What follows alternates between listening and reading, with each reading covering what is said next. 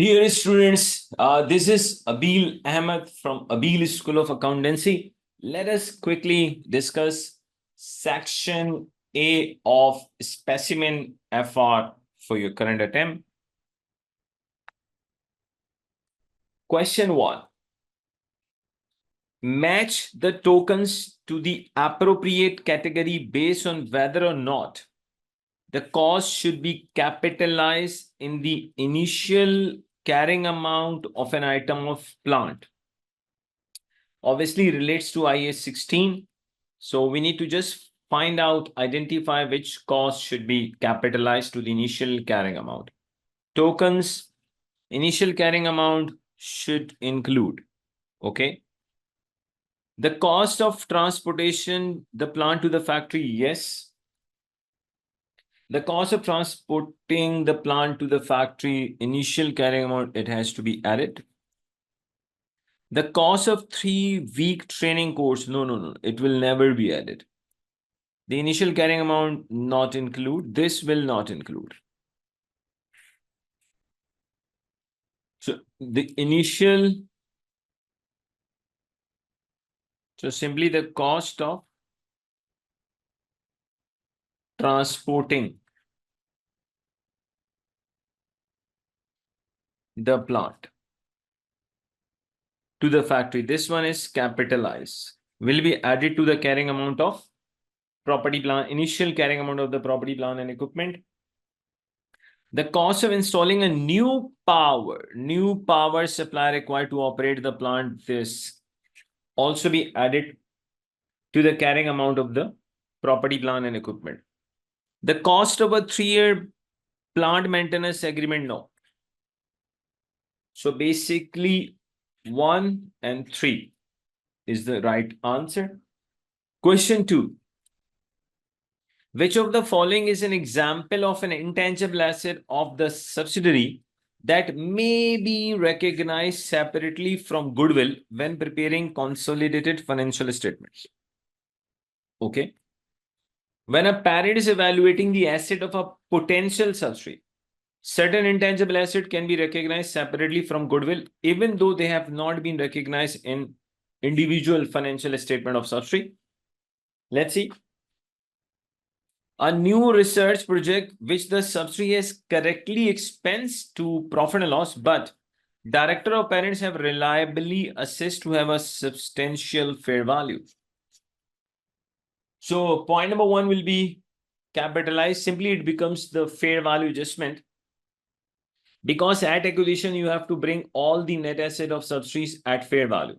Simply, you can say that this intangible asset is having 0 carrying amount in the individual books of subsidiary, but according to the directors of parent, it has a substantial fair value. So assuming $10 million, I'm just assuming. So that $10 million will be a fair value adjustment.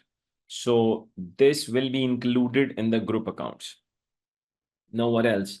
A global advertising campaign. Basically, advertisement expense will not be capitalized. A contingent asset of the subsidiary from which the parent believes a flow. No, you cannot recognize a contingent asset. A customer list which the directors are, what are they saying? Unable to value reliably. Obviously, if you are unable to value reliably, so how can we capitalize that? So D would have been the choice if the examiner would have written a customer list which the director are able to value reliably. But here examiner is saying they are unable to value reliably. If you are unable to value reliably, how can we take that as an intangible asset?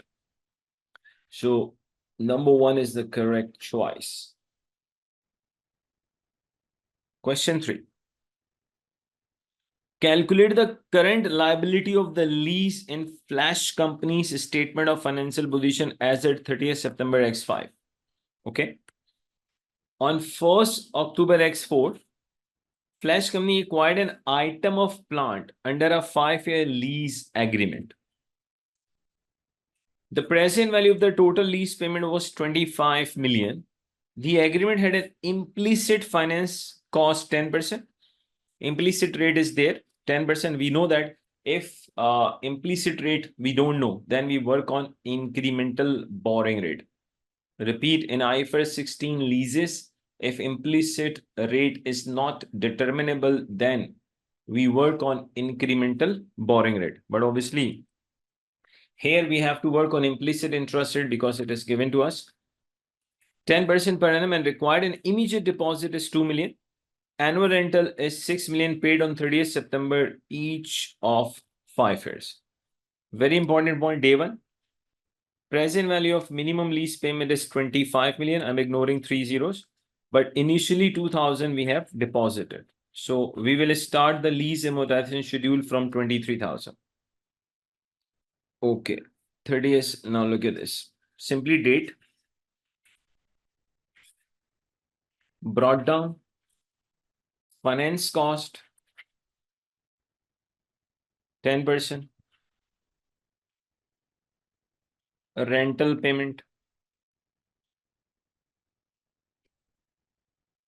And then simply carry down. 30th September X5. BD is 23,000. If I take 10% of this, obviously 2,300.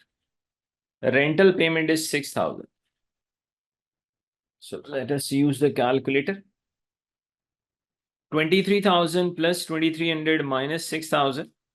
I'm getting 19,300.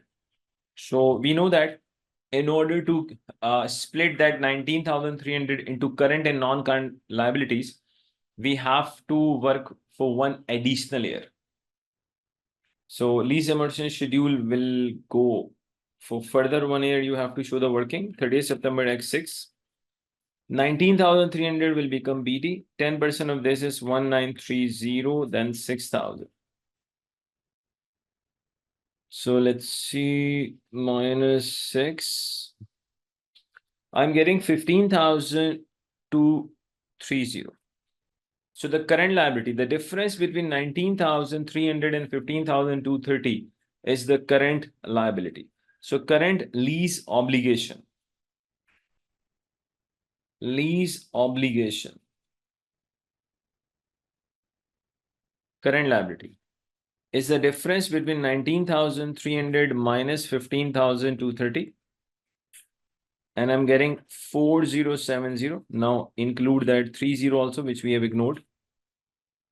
So if you ask me the non-current liability, so I'll say the non-current liability on 30th September X5 is 15,230. But obviously, examiner has not asked us a non-current liability. He has asked us only the current liability. So that is 4,070. Let's write the complete value 4,070 and 000.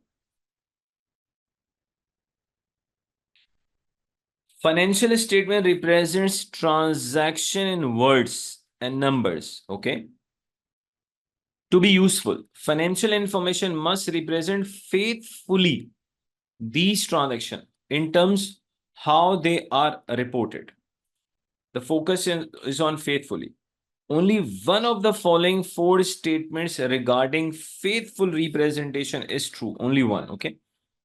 Identify the statement by clicking on the relevant box in the table below and mark all of the others as false. Charging the rental payment for an item of plant, profit and loss where the rental agreement meets the criteria for a right of use is an example of faithful. No. False.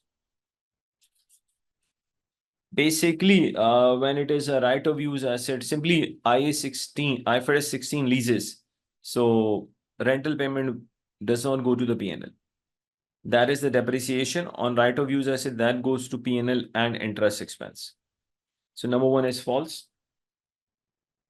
Including a convertible loan note in equity on the basis that holder are likely to choose, that is also false. Actually, convertible bond means compound financial instrument, and according to IAS 32, you have to split that into debt and equity component. Derecognize factor trade receivables sold without recourse is an example of faithful representation. Yes, that is true. Obviously, without recourse means non-recourse. In case of non-recourse factoring, logically your traders are sold, because in non-recourse factoring, the risk of bad debt actually belongs to the factor company, does not belong to your company. So you have to de-recognize a trade receivable. So that is a faithful representation. Treating redeemable preference share as a part of equity, false. Redeemable preference share is your liability. It is not your equity. So logically, the answer is this C. Now let's go ahead. What is the provision which Calitra company would report in its statement of financial position as at 30th September X5 in respect of its oil operation? On 1st October X4, Calitra company commenced drilling of oil from an undersea oil field.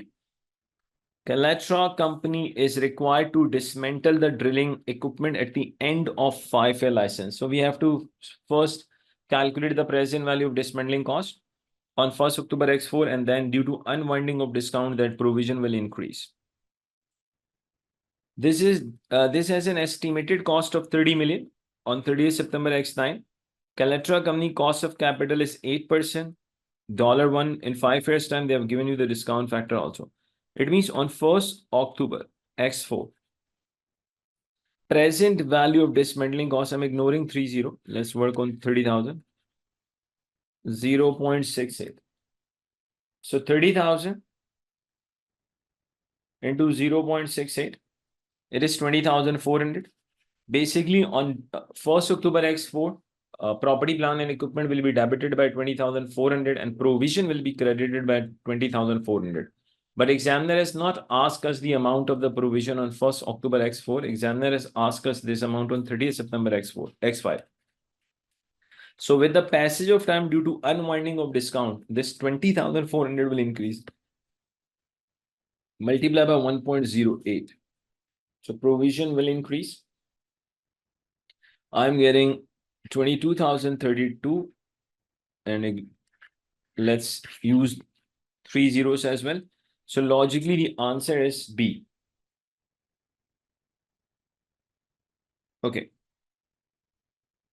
In accordance with IAS 21, IAS 21 actually deals with foreign currency transactions. You should know the concept of monetary and non-monetary items. IAS 21, the effect of changes in foreign currency exchange rates. Which two of the following foreign currency exchange rates may be used to translate foreign currency purchase and sale? When a single entity makes purchases or sale in a foreign currency, it will be necessary to translate the transaction to functional currency before the transaction can be included, obviously. Simply, logically, you should be using the exchange rate on the day of transaction. The rate that exists on the day that purchase, or yes, number one. But they are asking two possibilities. One is there, of course, the rate that exists at the beginning of the, no, this is not. Because transaction rate obviously could be different than the beginning of accounting period. The average rate for the year, provided there have been no significant fluctuation. If this is the case, there are no significant fluctuation, you can use average rate. Otherwise, we know that when logically we translate overseas subsidies P&L, then we use average rate. There's one more area in IAS 21 where we use average rate. That is, if your company has taken the loan in a foreign currency, then accrued interest can be translated by using average rate. But if there are no significant changes in the exchange, in average exchange rates, no significant fluctuations, then you can use even average rate for your purchases and sales as well. The rate that exists at the end of accounting period, no, basically, closing exchange rate is used to retranslate the monetary items. And we know that when we retranslate monetary items, then exchange gain or loss goes to P&L. Question 7. The graph below represents a trend in both basic and diluted EPS per share since X3.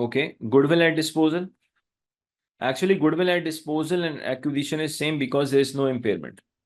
Goodwill at disposal. 1674 less NCI disposal.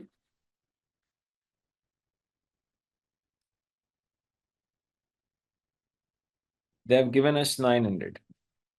So 4464 plus 1674 minus 900 gives me 5238. So 5580 minus 5238 gives us 342. Gain on disposal. So profit on disposal is 3,42,000. Okay, they have ignored 3 zeros, so let me ignore 3 zeros here also. Because of this, I'm just writing 342. Okay, question 9. Which two of the following are requirement of preparing consolidated financial statements? Consolidated financial statements are presented on the basis that companies within the group are treated as if they are a single economic entity. Okay.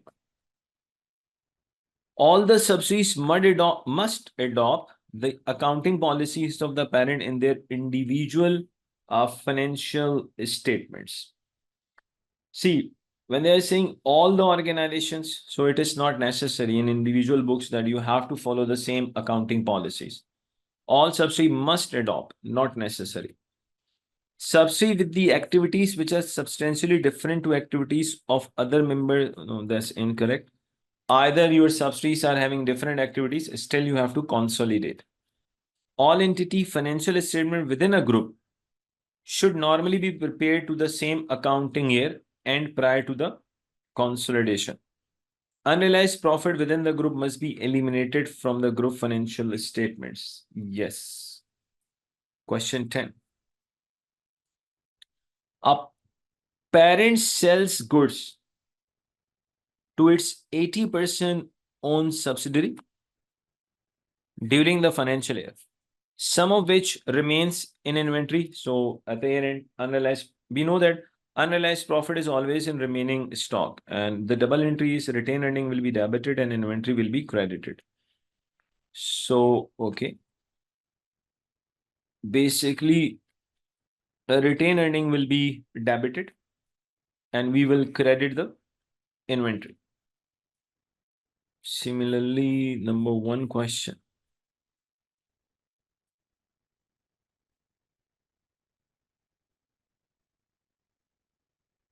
This one and this third one, they both will be capitalized.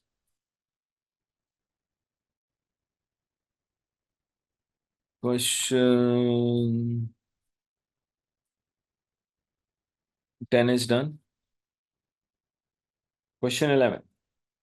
On the assumption that Amble company is an associate of Carry company, okay, what would be the carrying amount of the investment in Amble? We know that in case of associate, we follow equity accounting, in which what do? We simply take cost of investment, add share in post reserves. If your associate has given you the dividend, minus that dividend from associate. Investment in associate. Caddy company acquired 2,40,000 of Amble company's 800,000 equity shares, $6 per share.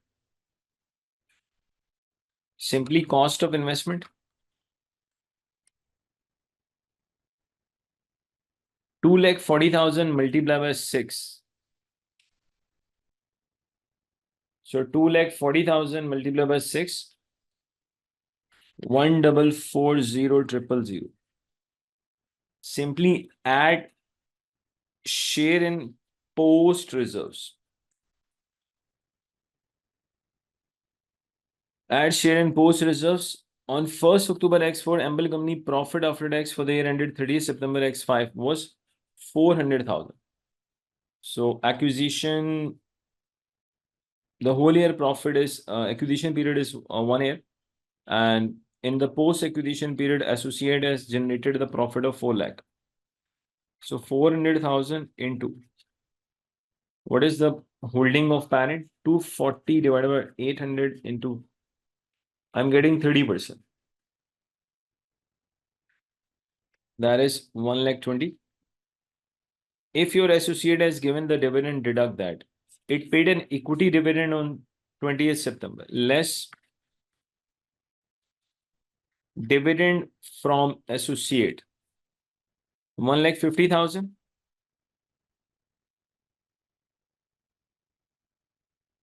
That is 45,000. I'm getting 1,515,000 alpha.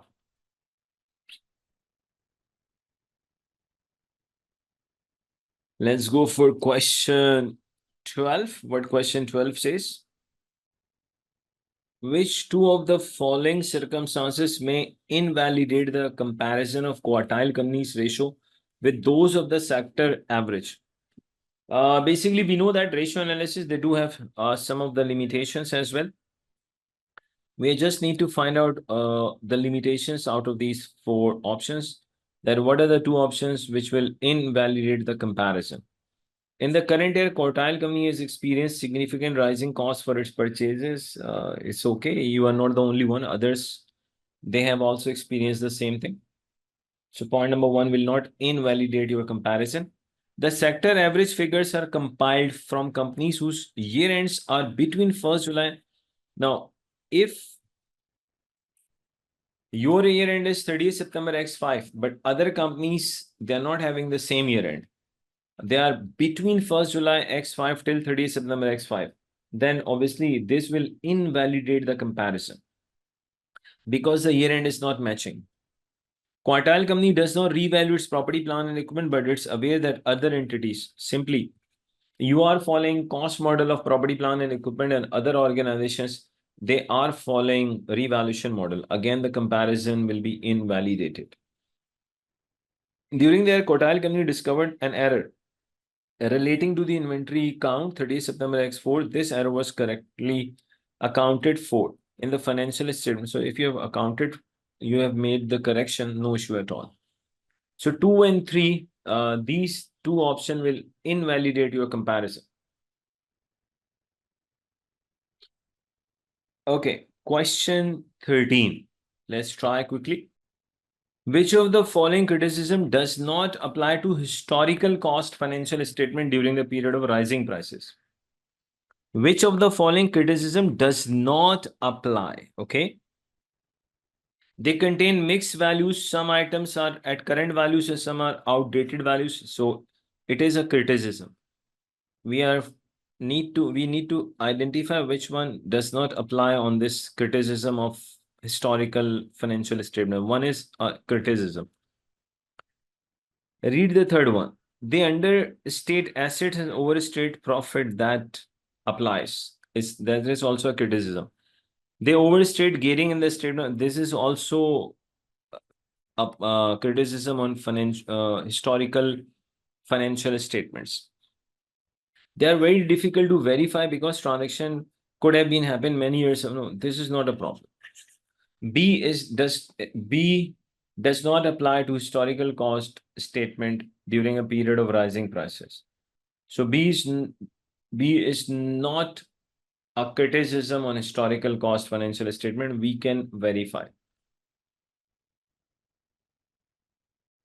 Okay. Question 14. Let's see what they are asking in question 14. Let's quickly try this. Complete the following table by dragging and dropping token into appropriate place in order to reflect the correct calculation for Fowler company's cash cycle. Okay, we know that cash cycle is equal to stock days plus debtor days minus payable days. Add, subtract inventory turnover days, receivable collection period, trade payable period, follower cash cycle. They've given us 70 days. Okay. Inventory turnover days. Inventory turnover days. Come here. Basically, we know that inventory turnover is the inverse of inventory holding period. So very easily we can calculate inventory holding period. Inventory holding period is equal to simply 365 into 1 upon 6. So that will give us the inventory holding period. Let me use the calculator. 365 divided by 6.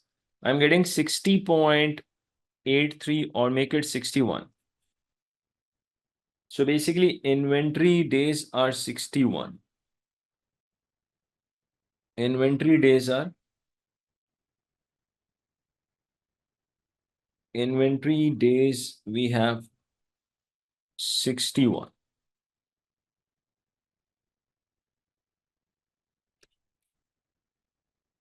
Inventory days we have 61. Inventory turnover there are 61 days. Let me write few formulae for you. Number one. Actually, stock holding period is equal to stock divided by cost of sale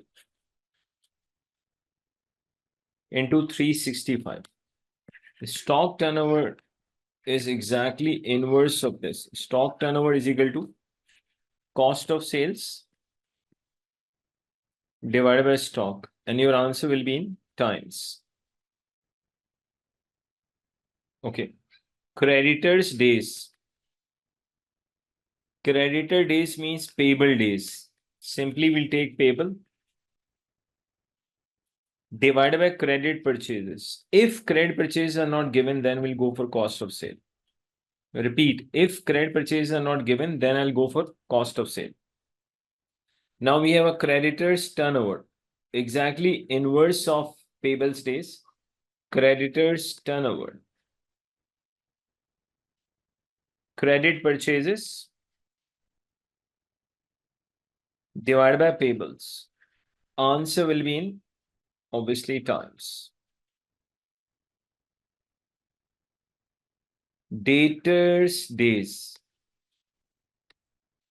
We'll take debtors divided by obviously credit sales into 365. Now debtors turnover. Debtors turnover. Credit sales divided by debtors. Answer will be in times. So they're just inverse of each others. So now come here. We have calculated inventory turnover days. They are 61. Okay, now. What about the receivable collection period? What about the payables period? Okay, let's find. Cash operating cycle, they have given us 70 days. Okay. Year-end payables, we have 2,30,000. Credit purchase, we have 2 million. So I can easily calculate creditors turnover. Once I have calculated the creditors turnover, then I can also calculate payable days. Creditors turnover.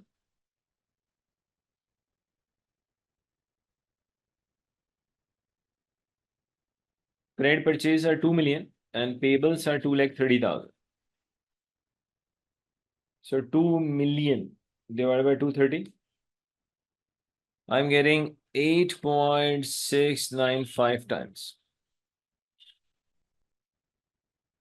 So payable days simply 365. 1 upon 8.695. 365 divided by 8.695. I'm getting 41.97. So 42 days. So payable days are 42 days. Payable days, these are the payable days. Payable days are 42 days. Now I can these are the inventory days. So obviously 51 is the receivable days. Very easily we can calculate. Cash operating cycle is 70 is equal to, we have stock days 61, receivable days X minus the payable days.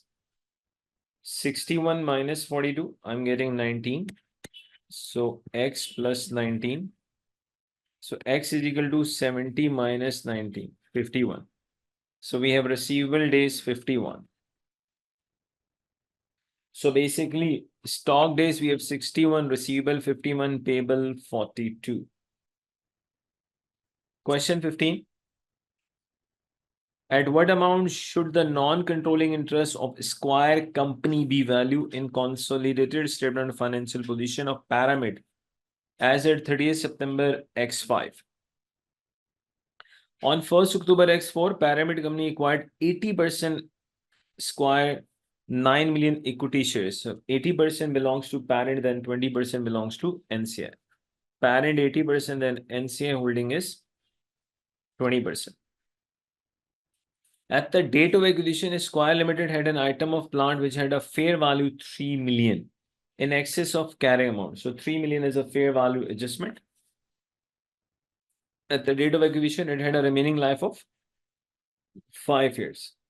So number one, 3 million is a fair value adjustment. Number two, there will be an additional depreciation also.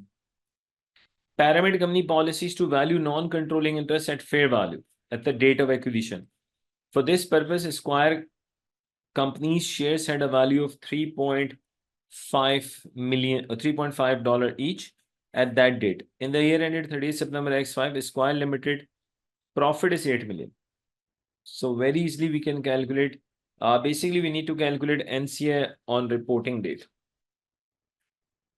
NCA as at 30th September X5. NCA at acquisition.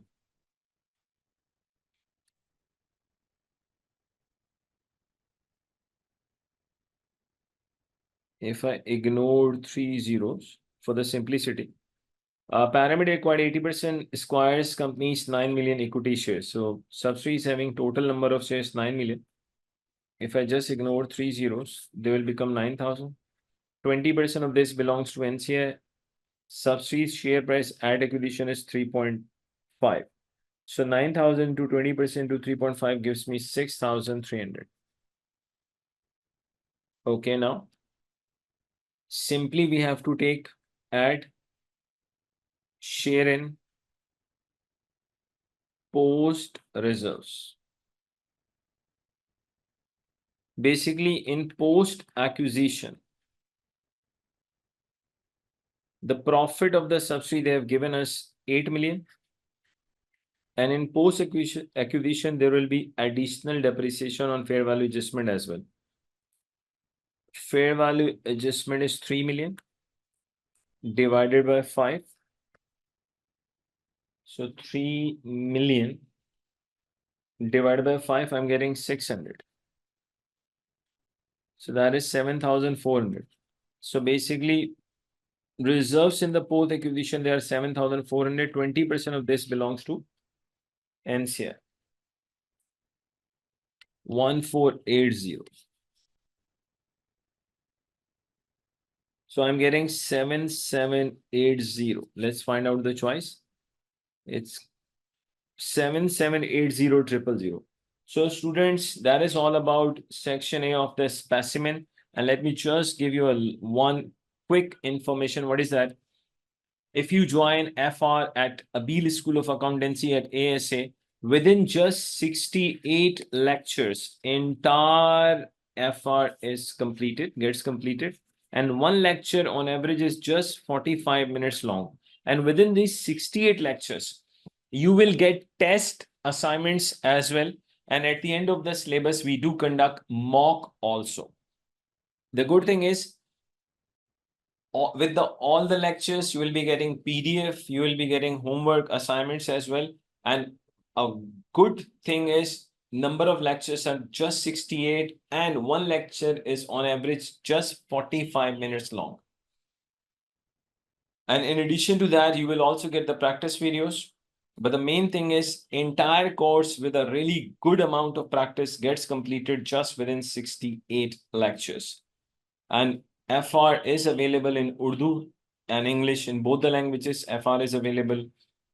PM is available in both the languages. Tax is available. FM is available, and all papers are available at Abilu School of Accountancy. So simply thank you very much for watching this lecture. Have a nice life.